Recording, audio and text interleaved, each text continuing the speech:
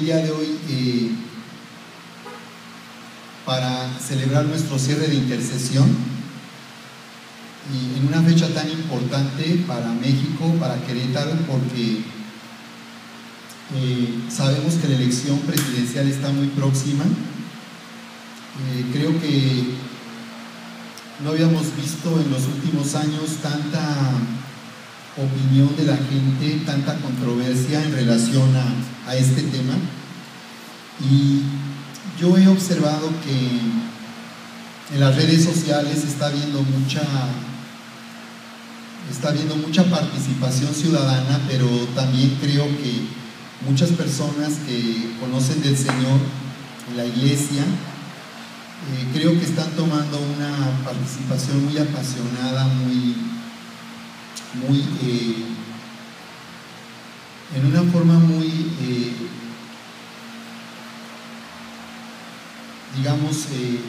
tomando partido. Y creo que antes que nosotros tomar parte en discusiones como hijos de Dios de esta índole, necesitamos primero ubicar nuestra identidad. Sabemos que vivimos en una democracia donde las personas tienen libertad y derechos para votar y ser votados, pero antes que eso, yo quiero que consideremos la Escritura y veamos que la sabiduría de Dios también nos indica cómo comportarnos en estos temas. Entonces, es muy importante seguir un consejo de la palabra, y es mantenernos sobrios en medio de cualquier circunstancia. Y cuando habla de ser sobrios, la palabra nos habla de tener una mente que no es movida de una forma intelectual y emocional, sino nuestra mente sobria habla de mantener nuestro criterio en la sabiduría de Dios. Entonces yo quiero que veamos en la palabra que primeramente Dios nos llama a buscar una influencia en los acontecimientos, pero en una identidad como hijos de Dios, porque finalmente sabemos que Dios nos ha llamado como hijos de Dios a ejercer una influencia en la sociedad. Y quiero que sepan que aún en los gobiernos y en los estados, en las naciones, pero debe ser una influencia espiritual, inspirada por Dios. Y creo que ese es el momento que seamos instruidos como iglesia en la forma en que nosotros debemos actuar para hacer una bendición para México y para Querétaro. Y quiero comenzar precisamente mencionando lo que nos dice Mateo capítulo 14, para que primeramente nos demos cuenta de la influencia y la autoridad que Dios quiere que tengamos en un nivel profético como iglesia. En Mateo capítulo 14 encontramos en el verso 1 la intervención del profeta de Juan el Bautista, que considero que si pudiéramos trasladar lo que ocurrió en aquellos tiempos a nuestros días, muchos se caerían de su silla, sorprendidos. Mateo 14:1 dice: en aquel tiempo Herodes el tetrarca oyó la fama de Jesús y dijo a sus criados: este es Juan el Bautista, ha resucitado de los muertos y por eso actúan en él estos poderes, porque Herodes había prendido a Juan y le había encadenado y metido en la cárcel por causa de Herodías, mujer de Felipe su hermano, porque Juan le decía: no te es lícito tenerla. Y Herodes quería matarle, pero temía al pueblo porque tenían a Juan por profeta. Estamos hablando de una sociedad en donde la cultura religiosa o espiritual tenía que ver siempre con la política. Fíjense, la gente estaba acostumbrada a que un profeta se levantara y pudiera juzgar la conducta de un rey. En este caso, Herodes estaba siendo juzgado en la escritura por Juan el Bautista. Él decía: tú estás cometiendo un acto de inmoralidad, eres el rey, y por cuanto eres el rey, tú tienes un compromiso para con Dios, y ese temor de Dios debería hacerte a ti conducirte correctamente en tu vida privada. Observen cómo para Dios la vida privada de los gobernantes no está separada de su comportamiento en la vida pública. En este caso, Juan el Bautista habló públicamente criticando a un rey, al rey Herodes, que lo que él estaba haciendo en su vida privada era equivocado. ¿Se imaginan ustedes si en estos días un pastor se levantara para criticar públicamente la vida privada de los gobernantes? Lo que sucedería. Juan el Bautista lo hizo, y dice la palabra que sufrió las consecuencias de eso, y él fue puesto en la cárcel y Herodes lo quería matar. Pero la verdad es que esto es algo que vemos en la palabra. La palabra dice cómo los reyes y los que gobiernan darán cuentas a Dios de lo que han hecho en la tierra. Entonces, lo primero que como hijos de Dios debemos de entender es que finalmente Dios tiene un juicio sobre los que gobiernan, y los que han tomado responsabilidad para estar al frente de una nación van a ser juzgados por Dios. Pueden mentir, pueden engañar, pero a Dios nadie se burla de Dios, y Dios va a pedir cuentas, y eso es algo que nosotros debemos de guardar en nuestro corazón, y por ello no necesitamos entrar en controversias ni apasionamientos políticos. Fíjate cómo nos habla la Escritura sobre esto en Romanos capítulo 13. Por eso Romanos capítulo 13 nos habla de la autoridad, y cuando nos habla de nuestra posición ante las autoridades, quiero que sepan que lo hace hablando de la vida espiritual, porque lo que dice Romanos 13 acerca de las autoridades comienza en Romanos 12, es la continuación de Romanos 12. Y Romanos 12:1 dice: así que, hermanos, o sea que esto es para hijos de Dios, para cristianos, os ruego por las misericordias de Dios que presentéis vuestros cuerpos en sacrificio vivo, santo, agradable a Dios, que es vuestro culto racional. Dice: no os conforméis a este siglo, sino transformaos por medio de la renovación de vuestro entendimiento, para que comprobéis cuál sea la buena voluntad de Dios, agradable y perfecta. Entonces Dios está diciendo cómo hijos de Dios, Dios quiere que nosotros caminemos ofreciendo a Dios adoración, adorándole en un sacrificio vivo. Dice: ofreciendo nuestro cuerpo en un sacrificio vivo. Pero para ello necesitamos renovar nuestro entendimiento y ser transformados. Lo que Dios está diciendo es que nuestros actos deben corresponder a la vida espiritual. Debemos ser espirituales en todo. Entonces, yo quiero llamar a la iglesia, yo quiero invitar a la gente de la iglesia a ser espiritual en todo. No tenemos que enredarnos en la carne. Entonces, Romanos 13 dice: sométase toda persona a las autoridades superiores, porque no hay autoridad sino de parte de Dios, y las que hay por Dios han sido establecidas. Y si tú lees Romanos 13, realmente no vas a encontrar nada que pueda, nada que tenga, nada que acabe por nada que acabe por hacer prevalecer la democracia. O sea, un régimen democrático, la gente puede votar por quien quiera, pero la Biblia dice que para Dios ese no es un problema. Finalmente, el que esté en autoridad, dice, debe ser alguien a quien se debe someter los creyentes, y dice la palabra que la autoridad ha sido por Dios establecida. ¿Qué quiere decir? Que porque alguien gobierna es infalible y no debe ser cuestionado en lo absoluto. No, lo que está diciendo es que finalmente por encima de cualquier gobernante está Dios. Entonces, yo lo que veo en la palabra es que no tenemos,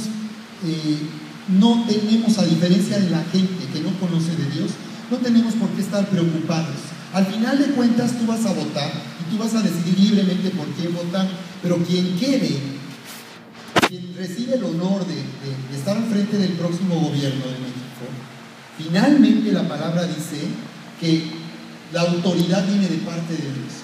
Dios permitirá o no permitirá quien esté, pero yo encuentro que finalmente Dios tiene un propósito para cada nación.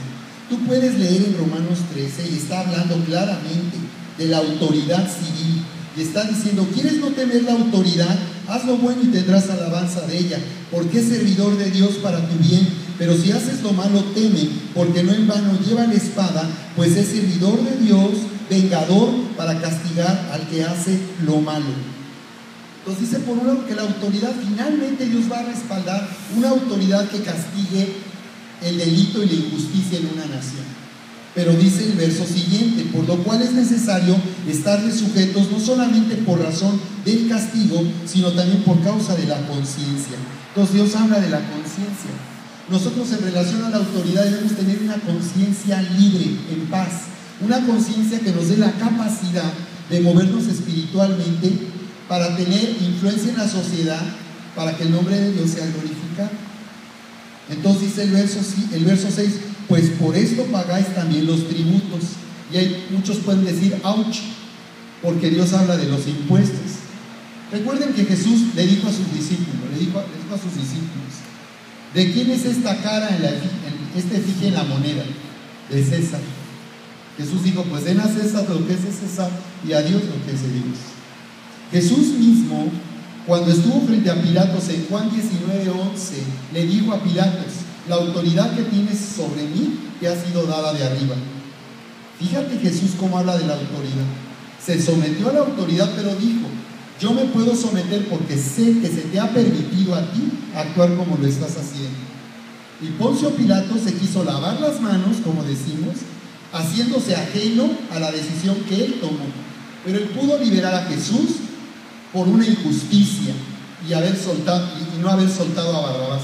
De ahí viene a ser, no hagas una barrabasada, que quiere decir en México, no hagas lo injusto, sino haz lo correcto. Entonces, fíjate, la palabra dice que debemos cuidar nuestra conciencia, pagando impuestos, dice, porque son servidores de Dios que atienden continuamente esto mismo. Verso 7, pagad a todos los que debéis, al que tributo, tributo, al que impuesto, impuesto, al que respeto, respeto, al que honra, honra. Entonces, no hay problema. Daniel capítulo 4, desde el verso 24, nos describe la interpretación que Daniel hace del sueño que tuvo el rey Nabucodonosor. Un sueño que hablaba, Dios había inspirado un sueño para hablar de lo que iba a ocurrir con él y con el imperio más poderoso que ha existido en el mundo. Históricamente, el imperio más poderoso que ha existido ha sido el imperio de Babilonia, a la cabeza del rey Nabucodonosor. Él tuvo un sueño y Daniel lo interpretó. Y al interpretar el sueño, tú tienes que poner atención en cómo Dios habla acerca del poder político y acerca de lo que ocurre en las naciones. Le dice, esta es la interpretación, le dice Daniel, verso 24, oh rey, y la sentencia del Altísimo que ha venido sobre mi Señor el Rey. Quiero que sepas que siempre hay una sentencia de Dios sobre los gobernantes. Dice, hay una sentencia. ¿Y quién es el que puede dar sentencia? Un juez, una autoridad superior. Sobre cualquier autoridad hay una autoridad superior, y es la autoridad de Dios. Y Dios deja ver su autoridad y deja ver que más allá de lo que sucede en la democracia, en realidad Dios inclina el corazón de la gente. Acuérdense del rey Saúl. La Biblia es un tratado constantemente de política y de espiritualidad. Saúl, recuerdan, Saúl, que aparentemente el pueblo democráticamente eligió a Saúl, pero Dios permitió que eso sucediera porque él tenía un plan para el pueblo de Israel.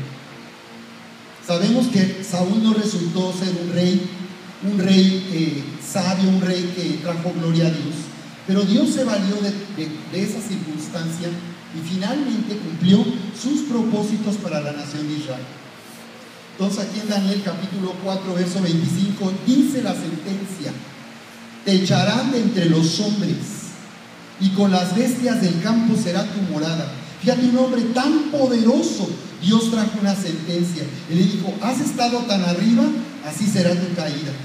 Te echarán entre las bestias del campo será tu morada, y con hierba del campo te apacentarán como a los bueyes, y con el rocío del cielo serás bañado, y 7 tiempos pasarán sobre ti, hasta que conozcas que el Altísimo tiene dominio en el reino de los hombres y que lo da a quien Él quiere. Eso es lo que quiero que veamos. Dios tiene dominio en el reino de los hombres y lo da a quien Él quiere. Entonces, más allá de la democracia, ahora sí que hay un Dios que gobierna sobre todo. 2 veces en esta sentencia se declara el dominio de Dios en los gobiernos, en las naciones. En el verso 32 también dice: y de entre los hombres te arrojarán, y con las bestias del campo será tu habitación, y como a los bueyes te apacentarán, y 7 tiempos pasarán sobre ti, hasta que reconozcas que el Altísimo tiene dominio en el reino de los hombres, y lo da a quien Él quiere. Esa es nuestra fe. Esa es la fe a la que Dios nos llama. Que Dios finalmente da el dominio de una nación a quien Él quiere. Así que nosotros podemos estar descansando en eso. Quien quede en la presidencia, quien gane esta elección, para nosotros será algo que viene de parte de Dios, porque Dios ama a México y Dios tiene planes para nuestra nación. Y finalmente, a través de quien gobierne, Dios será glorificado. Recuerden Faraón, cómo Dios hace las cosas de una manera diferente. No le ordenó a Moisés que fuera y le pidiera a Faraón dejar ir a su pueblo. Ha sido la única nación, creo yo, en el mundo que pudo salir de la injusticia y del dominio y la opresión de otra nación sin una revolución. ¿Y qué hizo Moisés? Fue y le pidió al Faraón, y Faraón más se endurecía y mentía y decía que iba a soltar y no lo soltaba, y quería negociar, pero al final de cuentas fue quebrantado y el nombre de Dios fue glorificado. Dice ahí la palabra, verso 33, porque Faraón, Nabucodonosor, describe su experiencia. Se le dice, fíjense cómo habla de una conducta moral ante una nación Dios. En el verso 26 dice: y en cuanto a la orden de dejar, dice, y en cuanto a la orden de dejar en la tierra la cepa de las raíces del mismo árbol, significa que tu reino te quedará firme, luego que reconozcas que el cielo gobierna. Tu reino permanecerá si tú reconoces que el cielo gobierna. O sea, ¿qué Dios dice en la palabra? Que alguien que llega a gobernar una nación debe de tener temor de Dios y debe reconocer a Dios. ¿Quién tiene temor de Dios en esta contienda electoral? ¿Quién ha manifestado públicamente tener temor de Dios? ¿Cuáles son los criterios y el perfil que nosotros debemos ver en un candidato? Les digo de una vez, no lo vamos a encontrar. Acabo de ver por enlace un predicador que da un perfil y podemos dar un estudio del perfil que un gobernante debería de tener. No tiene caso, no lo van a llenar. Ese perfil no lo hay en nadie. En todo caso, si queremos que alguien justo gobierne sobre una nación, no va a ser de la política de donde va a salir. Va a ser alguien formado como un discípulo de Jesús, con principios basados en la palabra de Dios. No hay ese perfil. No hay alguien que tema a Dios. Pero no quiere decir que no haga Dios, que su temor venga. Desde luego puede haber uno mejor que otro, pero sobre cualquiera de ellos está Dios, sobre quien quede. Entonces dice el verso 27, por tanto, oh rey, le dice, acepta mi consejo, tus pecados redime con justicia. Entonces, un gobernante excelente sería alguien que tiene temor de Dios y que conoce a Dios y ama a Dios y adora a Dios.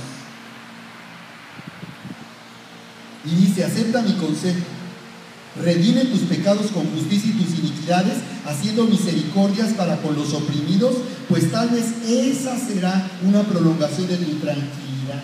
Fíjate cómo Dios desea que haya justicia en la nación y que no haya opresión y que no haya pobreza. Eso es importante para Dios. Pero ya les digo, sobre un gobernante bueno o malo, finalmente Dios sabe lo que viene para México. Y Él sabe lo que tiene que hacer y cómo esto puede ser bueno y puede ser útil y provechoso para que el Evangelio se extienda sobre México y la vida de las personas cambie, no por un gobierno, sino porque la gente se da cuenta que solo su vida puede cambiar cuando ellos comiencen una relación con Dios. Entonces, En esta parte es sorprendente. Tú puedes leer todo el capítulo 4 de Daniel y vas a encontrar ahí lecciones básicas sobre este tema.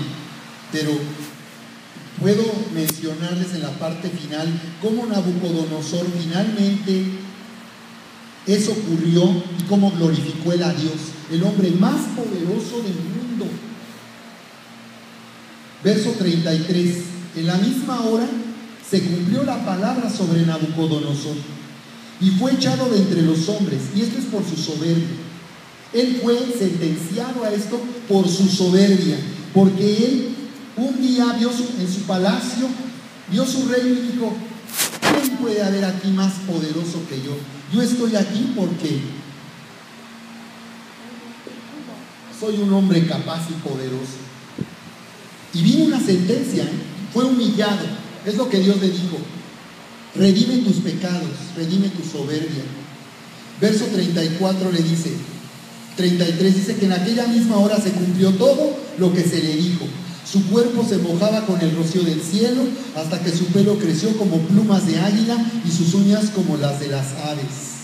O sea, perdió la razón, era como un loco que perdió conciencia, y esa es la soberbia. Alguien dijo que el poder corrompe, y el poder absoluto corrompe absolutamente. Una persona que es sabia y conoce de Dios tendrá mucho cuidado que el poder no le corrompa ni le haga sentirse un Dios en la nación. Verso 34. Mas al fin del tiempo, yo, Nabucodonosor, dice: alcé mis ojos al cielo y mi razón me fue devuelta.